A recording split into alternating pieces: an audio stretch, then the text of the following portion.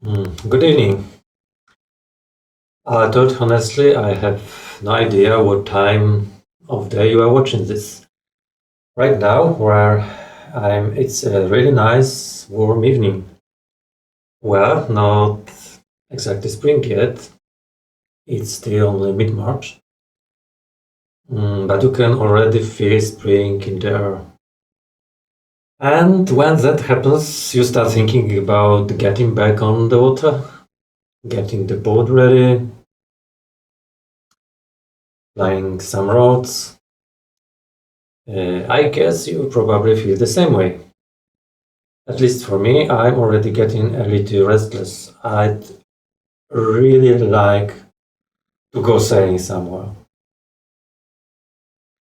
Anyway, once again, welcome.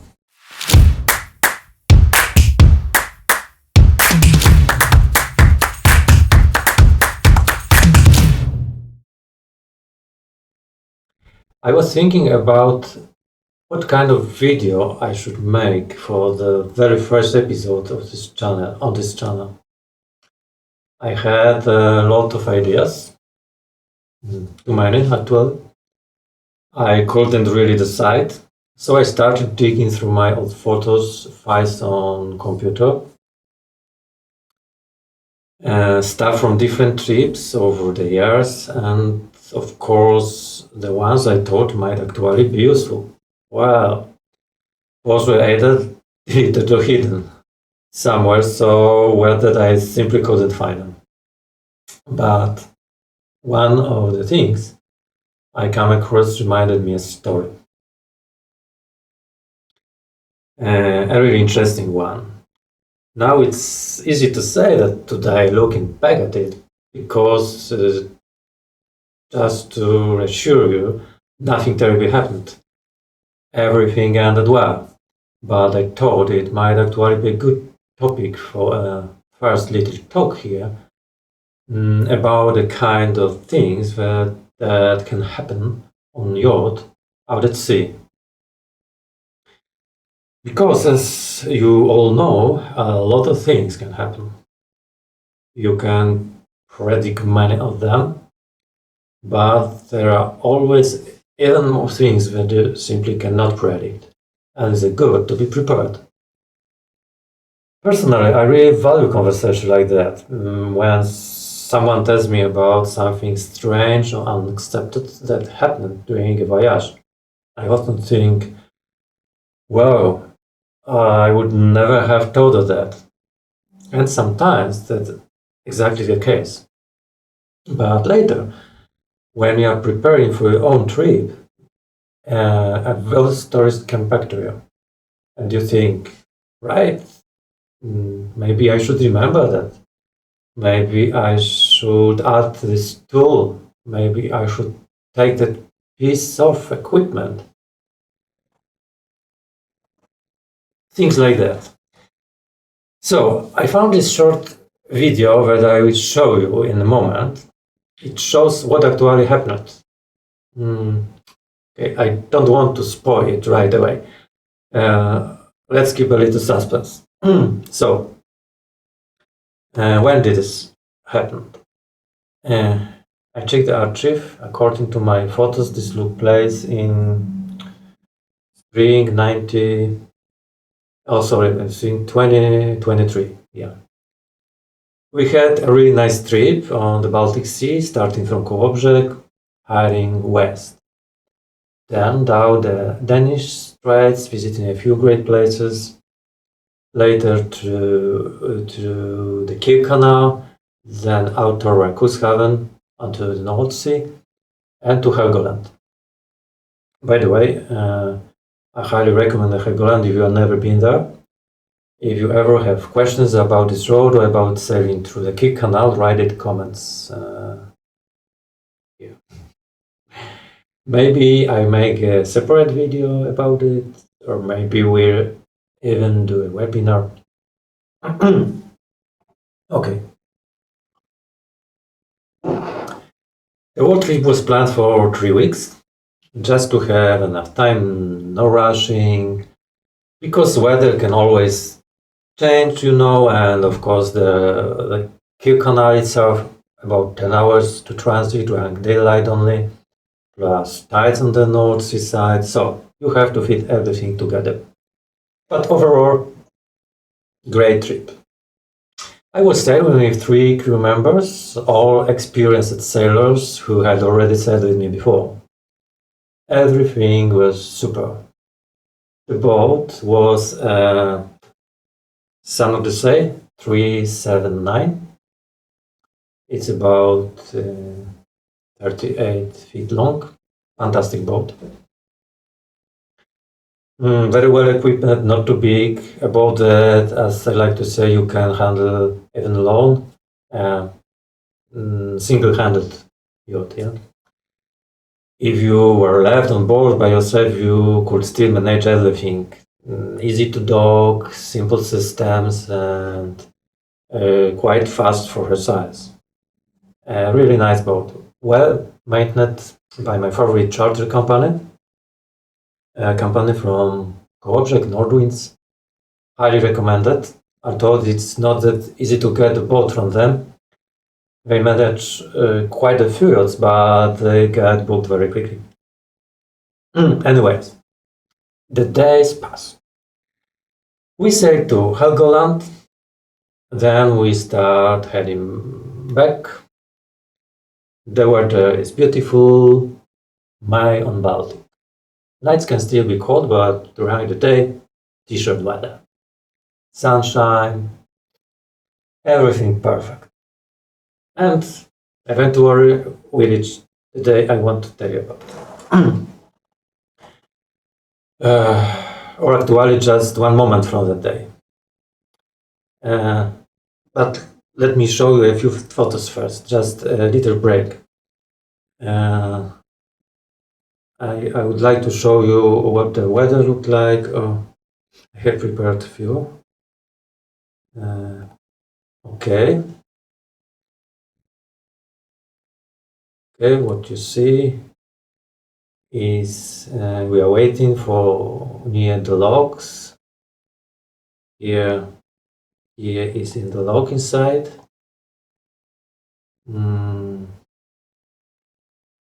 It's in the canal, in the Kiel Canal.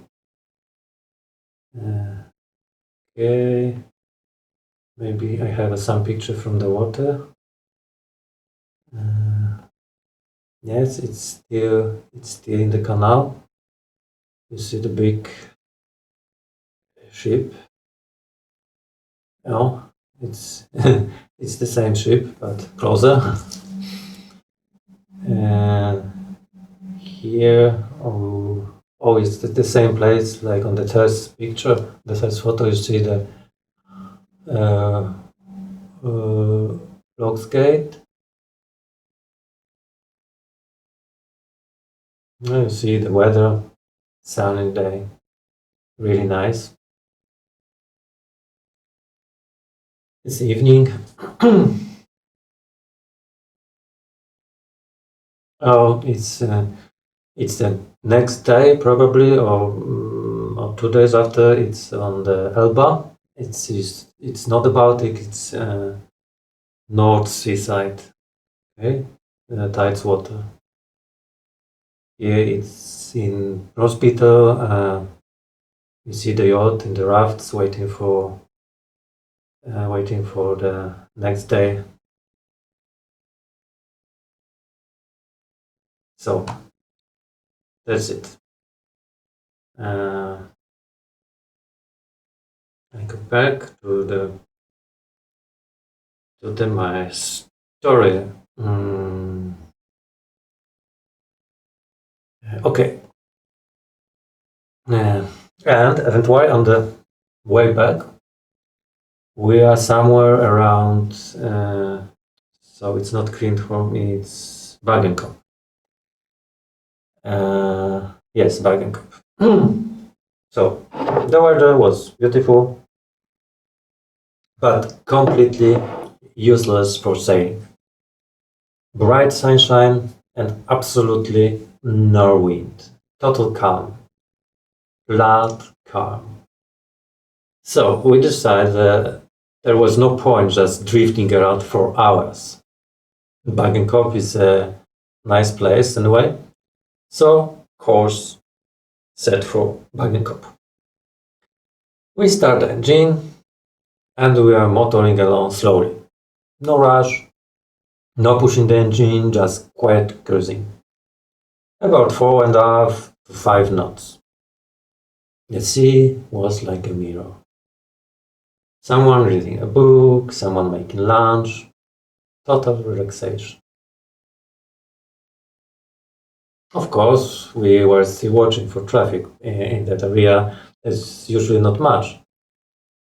Areas looked clear, nothing on the horizon, so we just kept going. At the same point, I went below, into the main cabin. I don't remember now, probably to make an entry in the logbook or something, because I always keep a paper log. Even though the chartplotter records the track, I am a bit old school about that. Maybe I don't log things every single hour anymore like sailors used to do. But when traffic increases or conditions get worse, I write more often. And I always write down things like radio calls we hear, interesting landmarks, or anything unusual. Sometimes even things like someone made excellent pancakes, because besides being useful, a logbook is also a great souvenir. Years later, on a winter evening, you open it, and the whole trip comes back. Anyway, I went below, wrote a few notes, made myself some tea, took off my jacket. Outside is warm, but you still needed a fleece. So I stretched out on the berth, feet up, relax. And then I heard a sound. A sound I should not have heard. Every skipper knows this. When you sail a boat long enough, you learn its sounds. You know which noise are normal, even if they sound scary to the crew. But there are also sounds that immediately set off alarm bells, because they are not normal for that boat in that situation. And that's exactly what I heard. What did I hear? Water. Water sloshing. Not outside the hull. Not the bow wave. Not the small wave against the hull. But water inside the boat. In the bilge. The sea was flat, but the boat still rolled slightly. And with every slow movement, I heard it clearly. Water. Sloshing. And this is where a few important questions appear. What should a skipper do? Technically, and also as leader.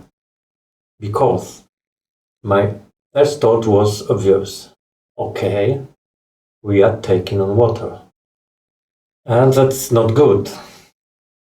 Even in perfect weather. We were under engine. At that speed, I know the nearest harbor, Bagenkop, was about an hour and a half, maybe 2 hours away. So, let's think, figure out what's going on. My first instinct was to inform the crew, because if the boat is taking water, this is serious. But second thought was also clear. You must avoid panic. Safety is important, but panic is dangerous too. All these thoughts were running through my head in seconds, and I told myself, Well, wait. Don't scare everyone yet. First, check how much water there is, where it's coming from, and what kind of water it's. So, I lifted one of the floorboards, and yes, there was water. And not just a little, it was already almost under the floorboards, maybe 3-4 inches left. So now the question was, it is fresh water or seawater? Maybe a water tank had ruptured. Maybe someone's bottles had leaked, but that amount? Unlikely. So I dipped my finger in, tasted, and unfortunately it was a salt water. All right.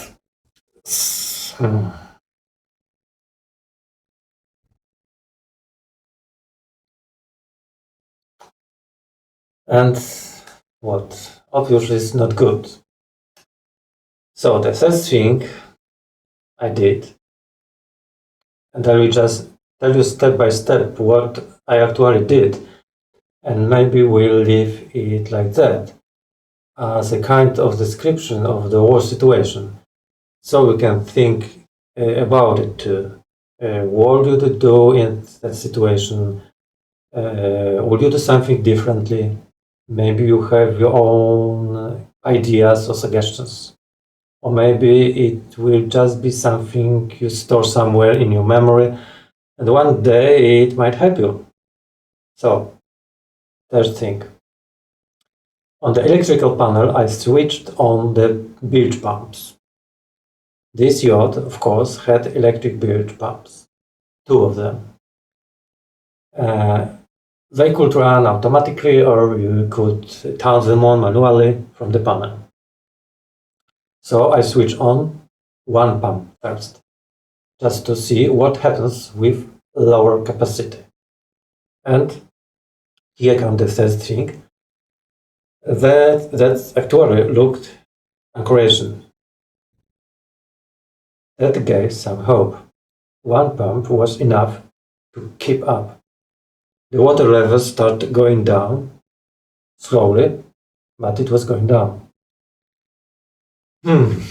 So I told myself, okay, no panic.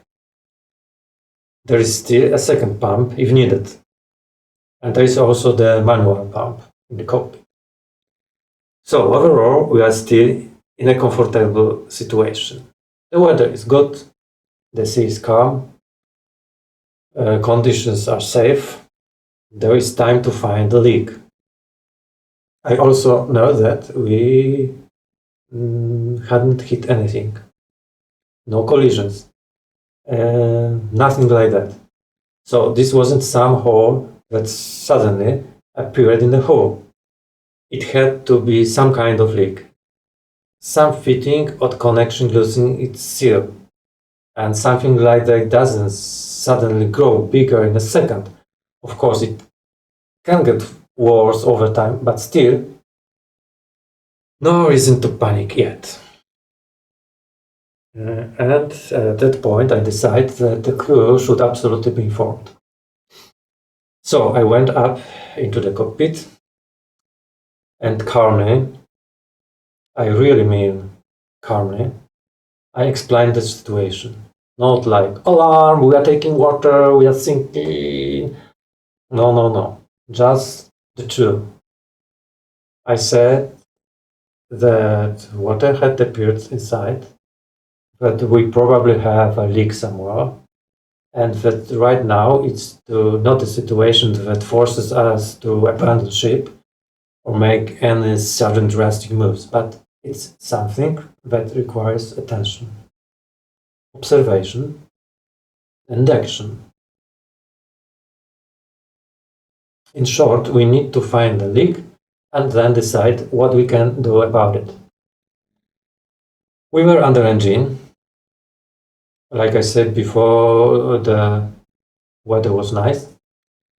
The course was already set. We were heading to Bangkok towards the harbor. So there was no need to change anything about it.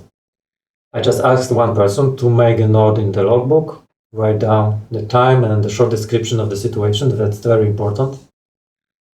Because apart from me, there were 3 other people on board, so 4 of us in total.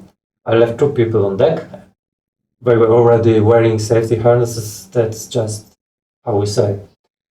So there was no need to introduce any additional safety procedures in this moment. Then I asked one of the guys to come below with me, and we started searching. There's no point looking above the water line.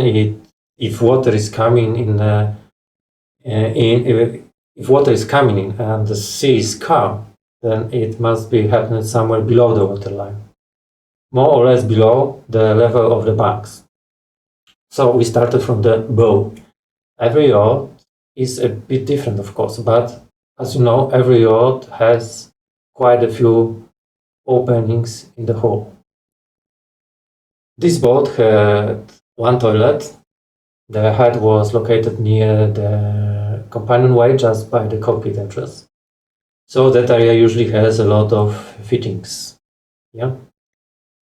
And there are connections around the galley, but in the bow, well, this particular boat did not have a boat thruster. So that eliminated one possible source. But in the forward section ahead of the keel, you often have things like thrust duckers for deep sounders. And in our case, we had one installed there. So we had to remove the cushions from the forward belt, lift the mattresses, open the storage space under the bunks. We got access inside, and it was dry, which was actually very good news. Because if there is any compartment below the waterline that is completely dry, that means at least we are ruled out one section of the boat. And that's always a good start. All right. So we kept going. Next stop, the main cabin. We checked both sides, looked inside the lockers, under the bunks, dry. Of course, below the floorboards, there was still water. It was still sloshing around a bit, but clearly less now because the pumps were running. And after a while, since we spent some time searching around, the water level actually dropped very low. At one point, it was only sitting in that, in that little depression around the keyboards. Everywhere else was already dry. So naturally, we moved further stern.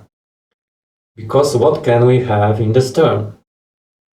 Before the tow, while we were still in the main cabin, we checked the galley connections, the seawater intake, the sink drain, everything around the galley plumbing.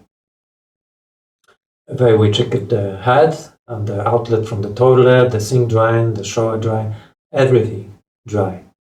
Everything dry. No water on the hull, not dripping anywhere. So, right. That part looked good.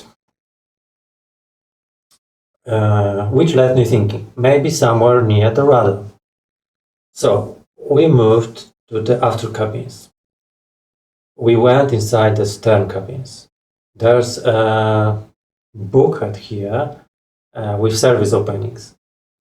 Through those, you can reach the stern section when the rudder stack is, the steering cables, all the mechanism. Down at the lowest part, closer to the keel line, you could see some water.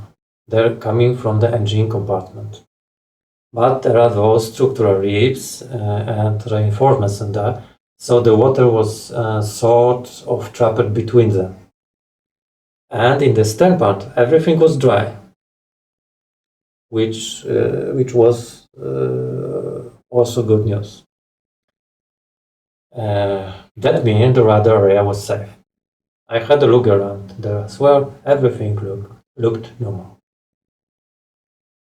So, and I thought, okay, maybe the Z-type gear, you know, the transmission under the engine.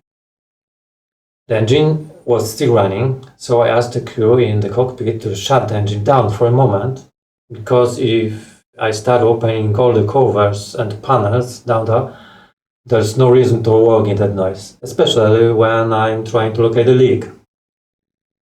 So we opened it up, and under the engine there was water. Quite a lot, actually. Standing between those structural ribs, and from there it was spilling forward into the bilge. So yes, there was water, but it was just sitting there. And I thought, if the leak was somewhere around the side, around the, you know, this Z drive, then I should see something. Bubbles, movement, something. But the water was just sitting there. The engine mounts were still above it, so the engine hadn't been flooded yet, but the water was there. And still we couldn't see where it was coming from. So we pumped everything out.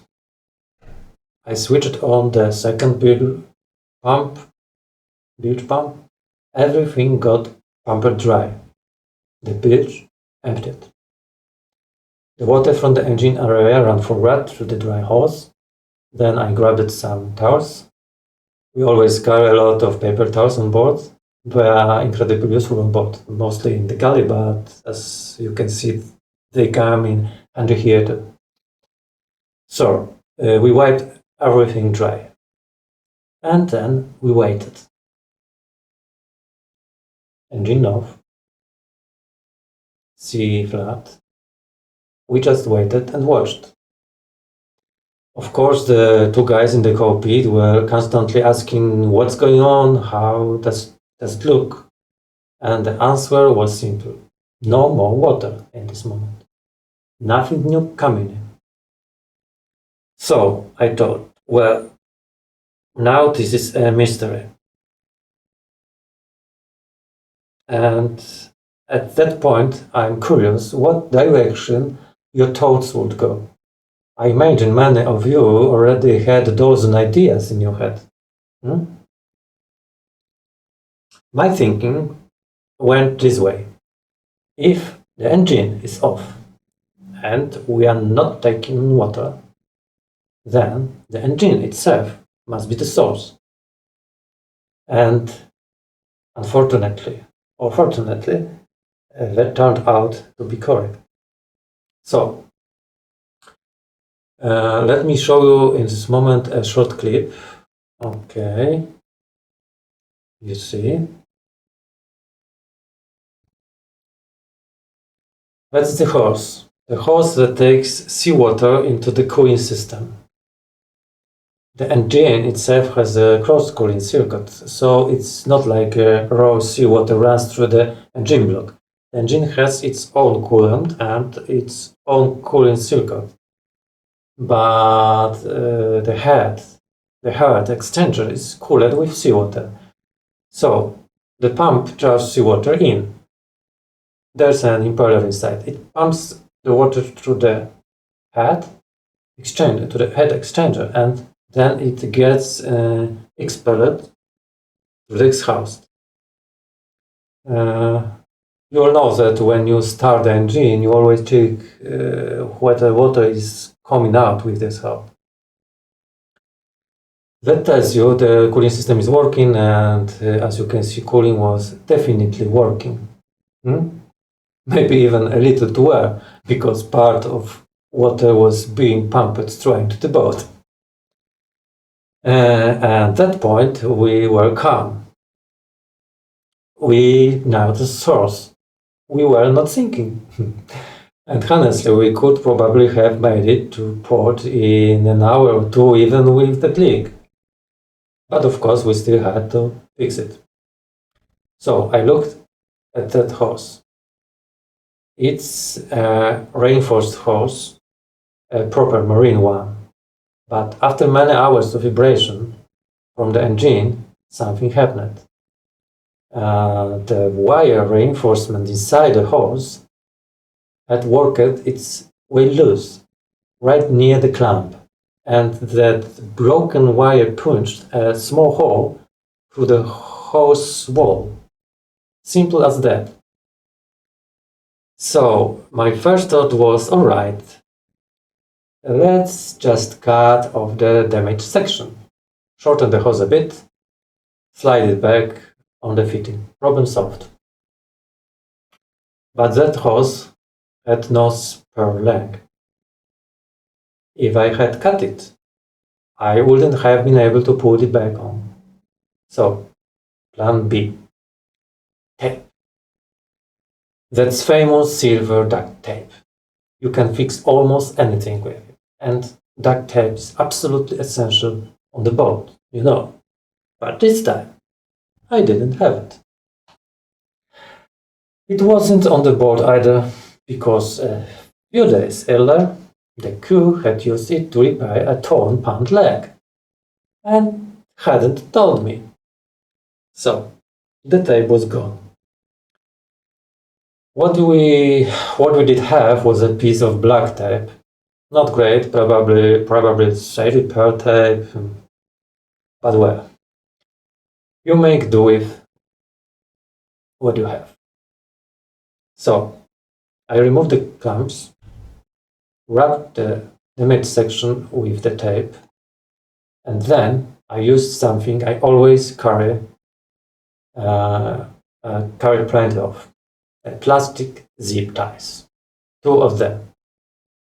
I show you. Instead of the second clamp, I used those zip ties. One below the crack and one above it to keep pressure on both sides. Then we started the engine. Idle RPM, test run, and as you can see, no leak. Okay. And that's how we safely reached Bakenkop. Adventure over, happy ending. So, why I'm telling you all this? First of all, decision making. Those small decisions in critical moments. Try not to spread panic. It never helps. The second thing, what to keep in the boat toolbox, besides basic tools. Some things are essential. Duct tape, zip ties, spare impeller, a good knife, and a few simple things that can save a trip. And the third thing, contact with charter company. If you are close to shore and have phone signal, it's good to keep them informed. So that's probably it for this story.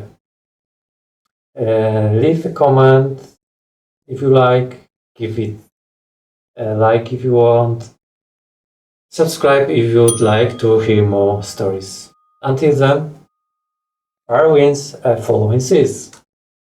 See you on the water. Sorry, one thing more.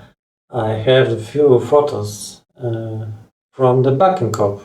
You see, it's really wonderful place. Small harbor with beautiful houses around.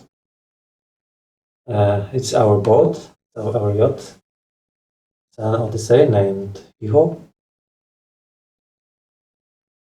On the left, you see a piece of my back.